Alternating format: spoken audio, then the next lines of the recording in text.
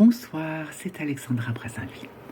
Ce jour-là, je décide d'aller dans la rue Blondel voir les filles qui travaillent, qui se prostituent, pour leur donner du matériel de prévention et pour les saluer. La plus ancienne de la rue s'appelait Mado. À cette époque-là, elle avait bien 68 ans. Mado était une fille extrêmement sympathique. Et je lui dis, « Ça va, Mado ? Oh, j'ai pas dérouillé ma cocotte, c'est dur. » Et puis alors, elle me dit, « Tu sais, les clients, ils vieillissent avec moi. Ils ont de plus en plus de mal à monter 6 étages. » Oui, parce que Mado avait une petite chambre mansardée sous les toits. Et elle me dit, pratiquement à 90%, je fais mes passes dans l'escalier. Ah bon? Dans l'escalier? Oui, ma cocotte, dans l'escalier. Ils n'ont pas le temps de monter. Et là, Mado m'explique qu'une prostituée traditionnelle qui sait travailler monte devant son client et qu'elle va le mettre en condition pour que ça aille plus vite. Donc, je pousse les hanches, je chaloupe du bassin, je relève un petit peu mon caraco de soie pour laisser entrevoir un petit morceau de ma chair. Et bien souvent, je suis en string. Donc, bien évidemment, le monsieur qui est derrière s'énerve. Le monsieur qui est derrière commence à avoir l'essence, en ébullition. Et arrivé au 3e étage, poum, ça part. Et là, il faut finaliser au plus vite. Avant de redescendre, en chercher un autre.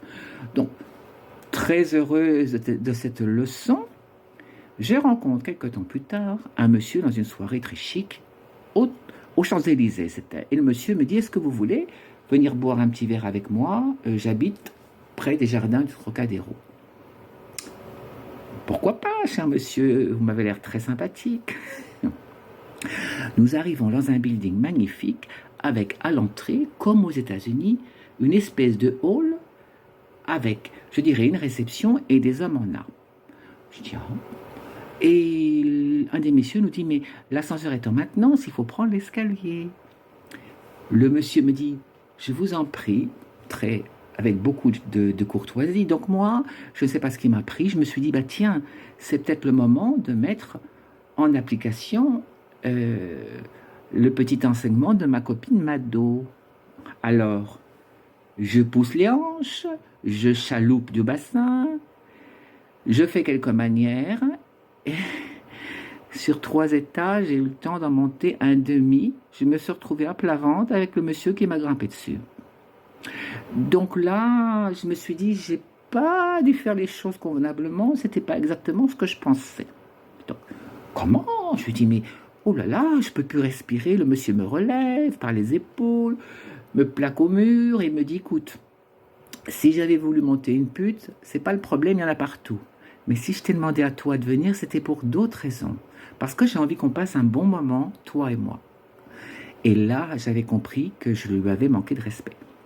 Il m'attrape sous le bras comme une plume, parce que c'était un gaillard. Il me monte au 3e étage, il ouvre la porte et boum, il me jette sur le lit comme un sac à patates. Et là, ça a été la fête au village. Ça m'a bien servi de leçon.